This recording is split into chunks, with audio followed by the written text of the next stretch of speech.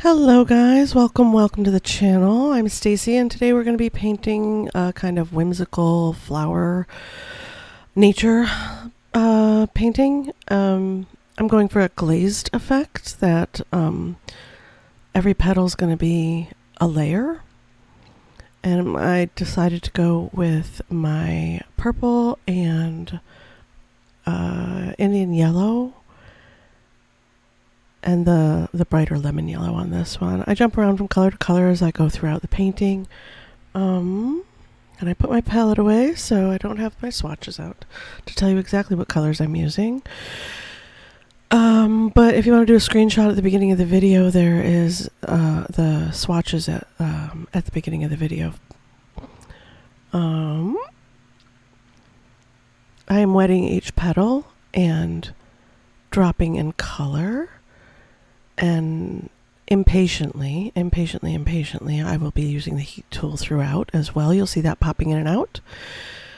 And I just wanted to try this technique again with an overall piece. I am okay with how it turned out.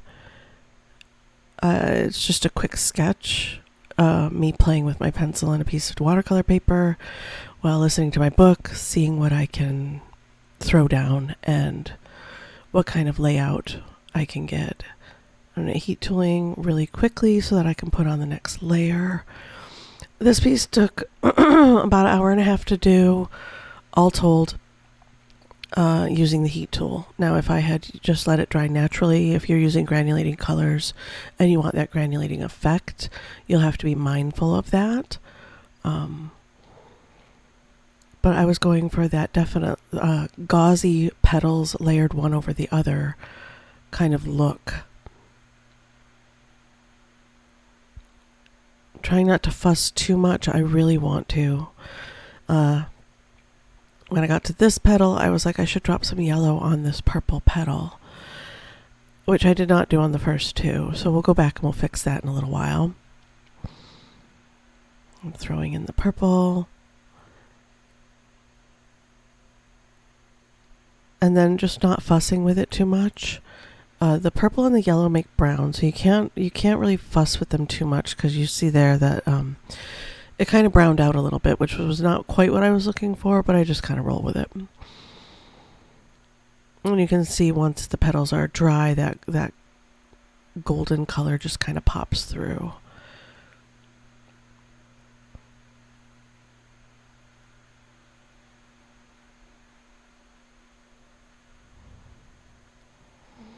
Heat tooling takes a little minute, depending on how wet you get your paper between each petal. This is a very therapeutic exercise to do as well. It is very calm. I decided I wanted that one to be a little bit more golden, so I wet that down a little bit. Now I'm mixing up a green to go ahead and go in and do all of the different little leaves and wheat stalks, I guess. I just wanted something pretty on the sides, filler, from these two flowers that are front facing. I probably could have done one kind of not front facing now that I'm thinking about it. I wasn't really thinking about that when I was doing the drawing. When I first started, I just kind of blocked in the flowers really quickly. And then I blocked in the frame, that little straight frame that you can see around the edges of the piece. In my head, I was thinking something gold or silver for that frame, something that would really pop. I drop in a bold bit of yellow and purple on the bud and kind of just leave it to do its thing. Because obviously the paint does dry quite a bit lighter and it's very transparent. And this is my M-Gram palette, so I'm using M-Gram colors here. I don't believe I incorporate any of the other colors that are in my palette that are not M-Gram. There's indigo that is Sennelier, and there are all of my, there's the Potter's Pink that's Daniel Smith, and then there's the Schminke Granulating Galaxy set in this palette as well. But I stick with just my M-Gram colors for this piece. I'm going to soften that. I wet that down and I throw some green on top of that yellow. It was really pretty. And then I'm just layering. I'm layering. This piece is pretty dry. The light glazes that you put down, if you do them with, if you have a good decent water control, you can put them down, and they dry pretty quickly when you work from one part of the painting to the other. So you'll see me jumping around a lot from side to side, edge to edge. Decided I wanted there to be a bit of a color on the background. I didn't want it to be crisp white, which is a choice. You can leave it crisp white. There's nothing wrong with that. You could paint it all in solid with acrylic or gouache. If you want that matte finish, you could use gouache. Acrylic tends to shine a bit when you use it once it's dry. So if you're looking for that kind of effect against the, in contrast to the watercolor, that's a good idea. And here I'm just using the tip of my brush, and this is the Grabie Quil brush. I believe it's the number 3. And I'm just playing around with color. I do not have reference photos for this at all. I'm just going out of my imagination and seeing what I come up with. So I have wheatgrass, and in my head, wheat and wheatgrass is dried, and it's late season. It's got all the golds and browns colors. And I decide partway in that that's not what I was looking for. So I kind of throw in a little bit more green on the wheatgrass leaves.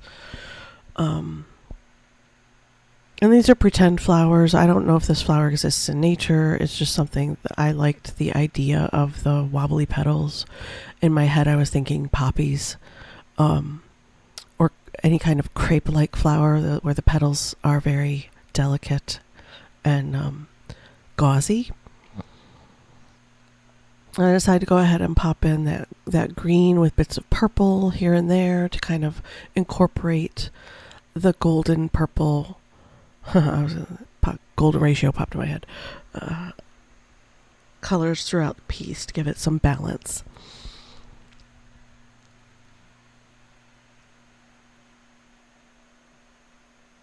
And I'm just layering in a little bit more color on the little wheat stalks, and I'm not being exact here. This is a watercolor piece. I want it to feel like a watercolor piece. I want it to feel whimsical and a little bit impressionistic.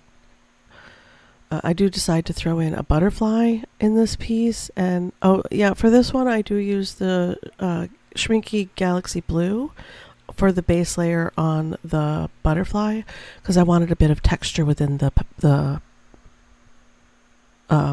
I was to say petals, the wings.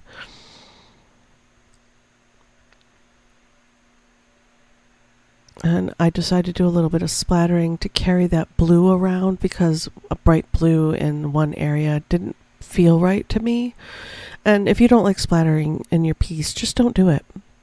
It's totally fine to not do something that another creator is doing in their piece, and to only pull out the things about the creative process that you like and incorporate that into your process, which I do a lot. I follow a lot of different artists, book journalers and creators, and I have pulled a lot of different information from those artists that I like and incorporated them into my ways, and it's always ever changing.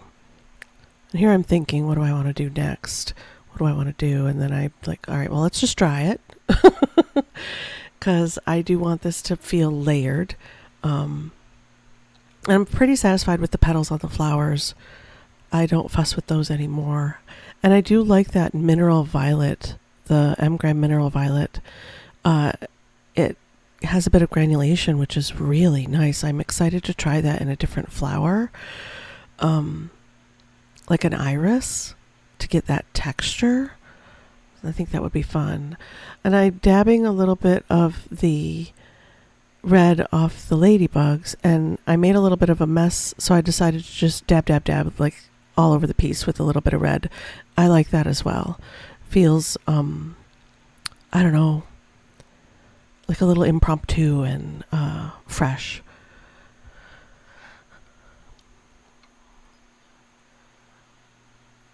And here I mix a little bit of the Galaxy with lavender to get that, with the lavender, with the mineral violet to get that darker color, because I don't want to use black or I don't want to introduce a color that I haven't used in the piece. So to create my dark colors, I will look around my piece and see what colors I can use to create that deeper dark color that I'm looking for, close to black.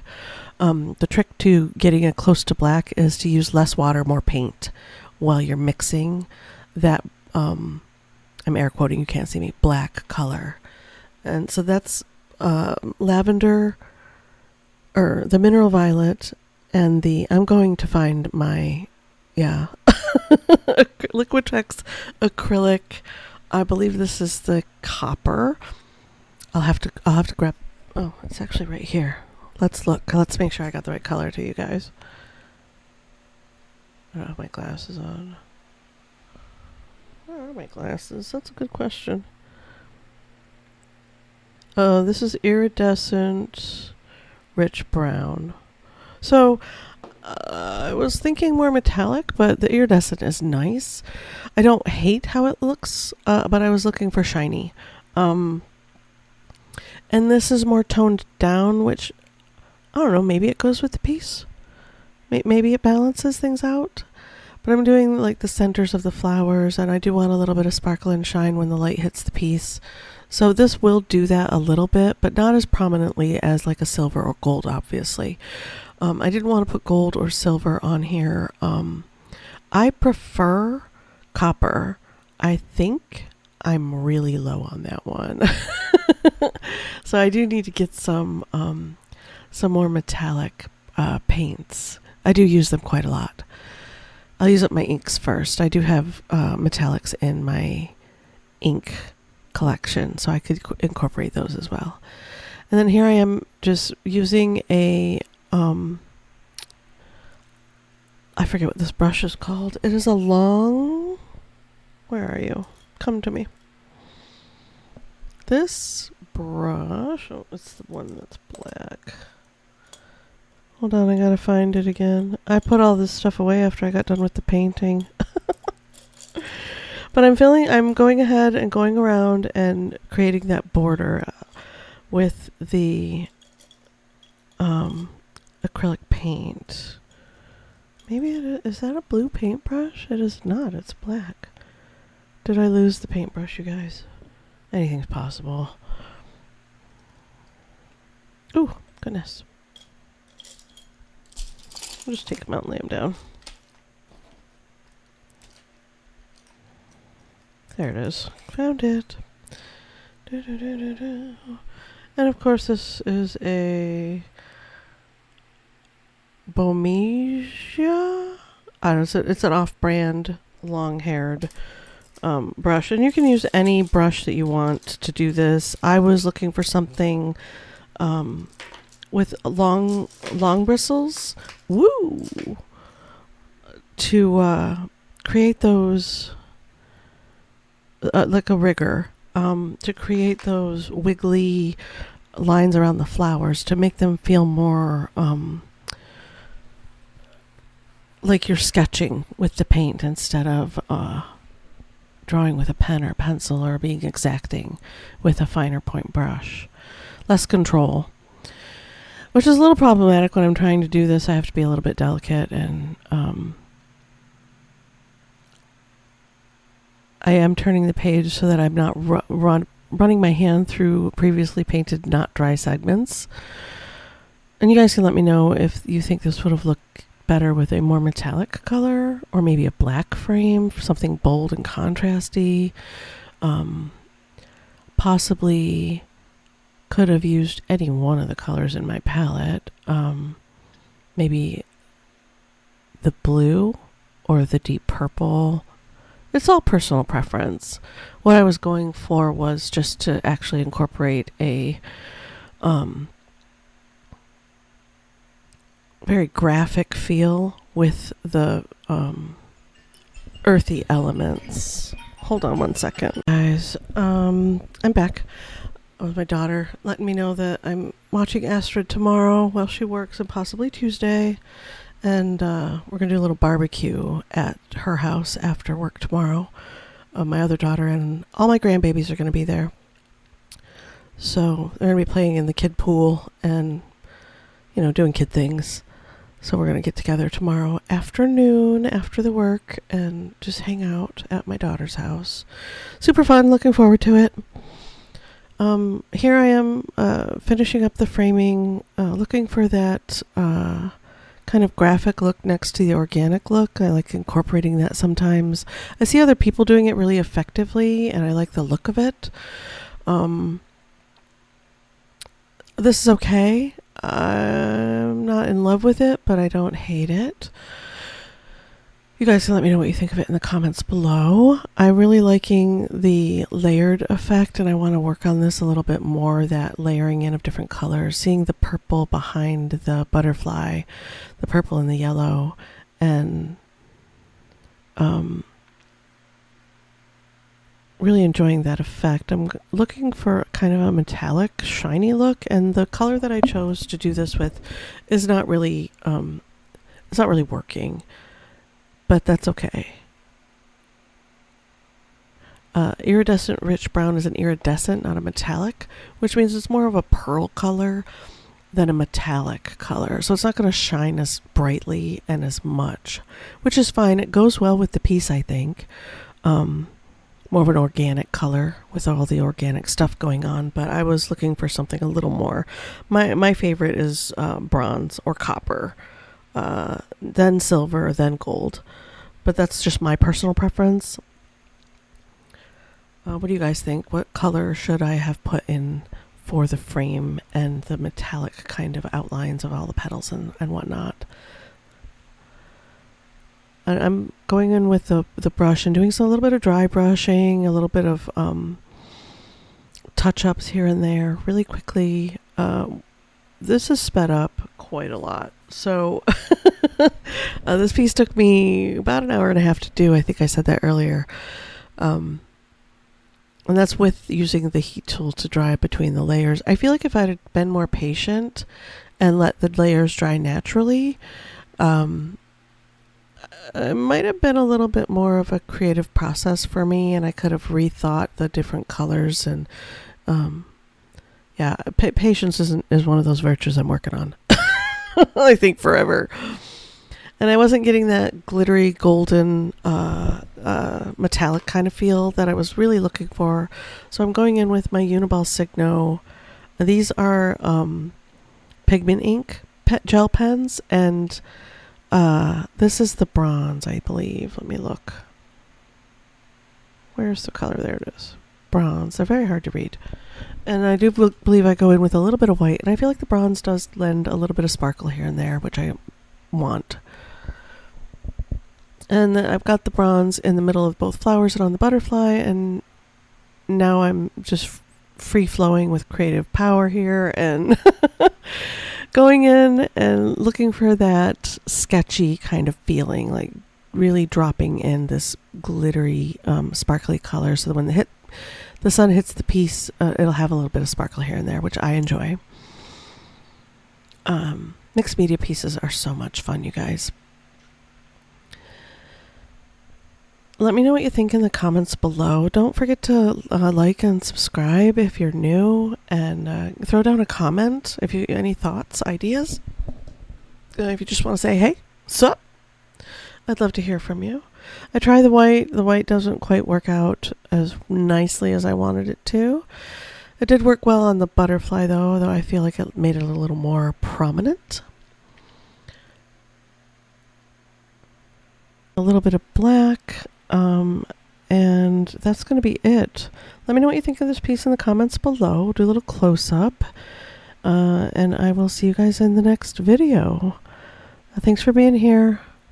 Bye.